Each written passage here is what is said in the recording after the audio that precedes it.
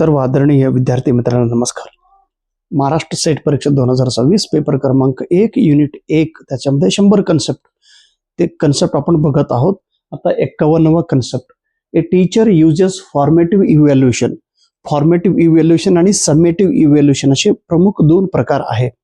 Formative evaluation म्हणजे वर्गात शिक्षक पाठ शिकवत असताना विद्यार्थ्यांना प्रश्न विचारतो, ह्याला फॉर्मेटिव्ह इव्हॅल्युएशन. आणि एखादा पूर्ण घटक शिकवल्यानंतर, एक युनिट कंप्लीट झाल्यानंतर, एक सेमेस्टर पूर्ण झाल्यानंतर विद्यार्थ्यांच्या परीक्षा घेतो, अशा पद्धतीला समेटिव्ह इव्हॅल्युएशन.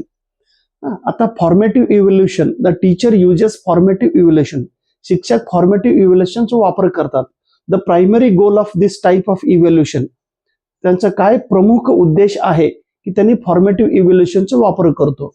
तर to provide feedback to students while they are learning.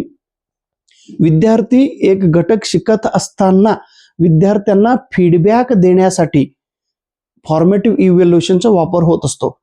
शिक्षक असं एक्सप्लेन करत असताना विद्यार्थ्यांना प्रश्न विचारतो, त्यांना समजलं नाही म्हणून पुन्हा त्यांना फीडबॅक देतो की बाबा तू लक्ष दे, बाबा तू असं समजून घे, बाबा त्याचं उदाहरण असं आहे, बाबा तू असं सांग, बाबा तू असं लिही, त्यांना फीडबॅक द्यायचं. 52वा concept, the educational philosophy.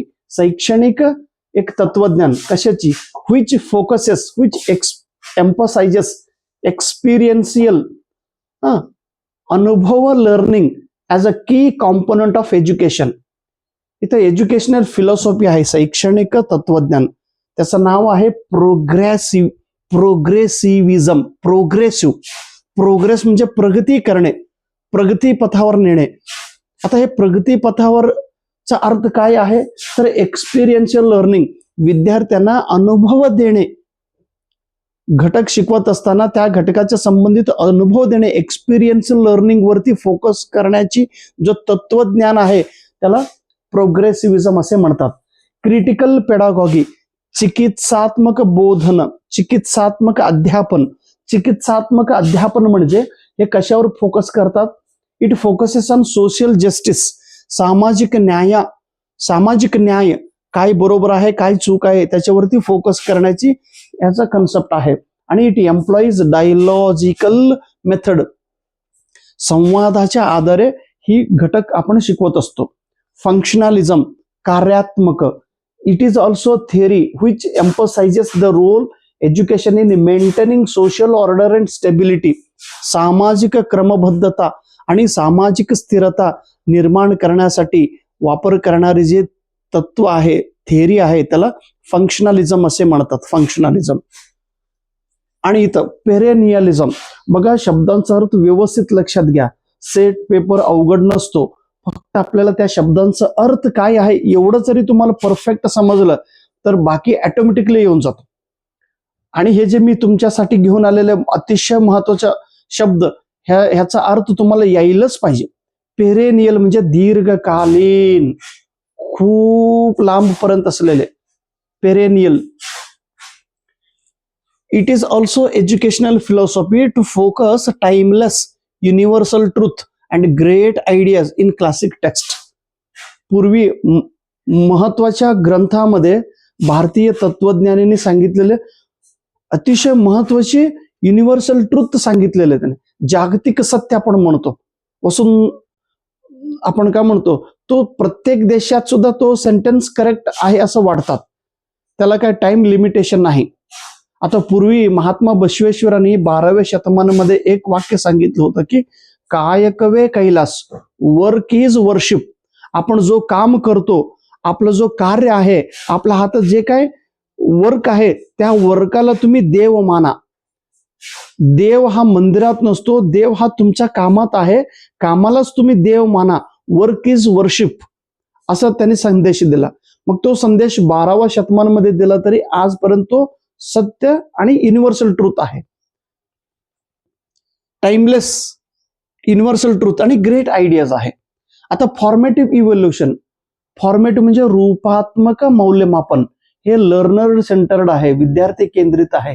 Teacher directed आहे, शिक्षक केंद्रित विद्यार्थी केंद्रित शिक्षकांच्या निर्देशनाखाली हा प्रश्न विचारत जातो आणि प्रोव्हाइड्स इमिडिएट फीडबॅक, म्हणजे लवकरात लवकर त्यांना फीडबॅक देता येतो विद्यार्थ्यांना, आणि विद्यार्थीही सुद्धा शिक्षकांना फीडबॅक देतात. सर तुम्ही सांगितलेलं मला कळालंय सर, लय चांगला झाला सर, तुम्हाला चांगला होऊ दे सर. फीडबॅक, दोघांचा फीडबॅक होतो. IQ टेस्ट, IQ म्हणतो काय IQ लेवल आहे हो, इंटेलिजन्स कोशंट म्हणतो. लय हुशार आहे माणूस, एकदम इंटेलिजंट माणूस, त्याला 99.99 पडलो 10वीला, 97% पडलो, त्याला काय हुशार आहे. IQ इंटेलिजन्स कोशंट हा कन्सेप्ट पहिल्यांदा अल्फ्रेड बिनेट यांनी सांगितलेलं. अल्फ्रेड बिनेट 1904 मध्ये. माझा IQ लय कमी आहे तुमच्यापेक्षा, 36% घेतलेला 10 नाही सर, 37% घेतलेला 10 नाही सर, माझा IQ लय लो आहे हो. असं लो IQ माणसांचं तुम्ही ऐकताय, तुम्ही किती, तुमचा किती IQ. चला, IQ लेवल बद्दल सांगितलेले. तुम्ही हाय लेवल IQ माणूस लो लेवल IQच ऐकताय. बघा चला, theory of multiple intelligence. Multiple intelligence म्हणजे अनेक बुद्धिमत्ता, अनेक बुद्धिमत्तांची ही एक थेअरी आहे. ही थेअरी सांगितली होवार्ड गार्डनर यांनी. Howard Gardner. म्हणजे प्रत्येक विद्यार्थी हा फक्त एकाच क्षेत्रात हुशार असतो असं नाही. त्यांनी म्हणतात अभ्यासात हुशार असेल तर ठीक, अकॅडमिकली हुशार असतो, एक विद्यार्थी ड्रॉइंग मध्ये हुशार असतो, एक खेळात हुशार असतो, एक गाण्यामध्ये हुशार असतो, एक डान्स करण्यामध्ये हुशार असतो, एक भांडण करण्यामध्ये हुशार असतो, एक लई भारी भाषण करतो, एक लई मिमिक्री करतो. असे वेगवेगळ्या इंटेलिजन्स आहे विद्यार्थ्यामध्ये. म्हणून तुम्ही विद्यार्थ्यांना ढ आहे असं म्हणू नका म्हणतात.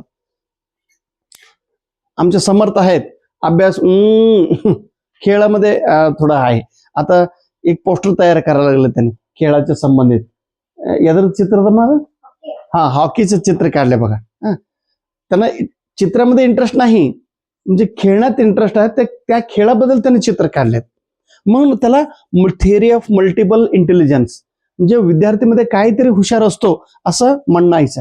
आणि NCF नॅशनल करिक्युलम फ्रेमवर्क, ह्याचा फुल फॉर्म विचारतात तुम्हाला, नॅशनल करिक्युलम फ्रेमवर्क. थँक्यू. तोर्स बरं हो,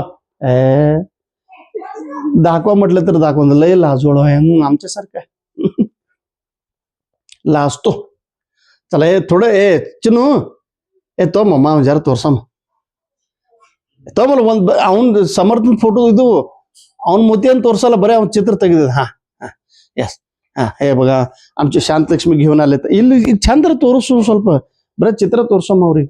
हे बघा शांतलक्ष्मी काढले नाही, हे आमचे रामेश्वर काढले. समर्थ. चला, Howard Gardner multiple intelligence. Thank you.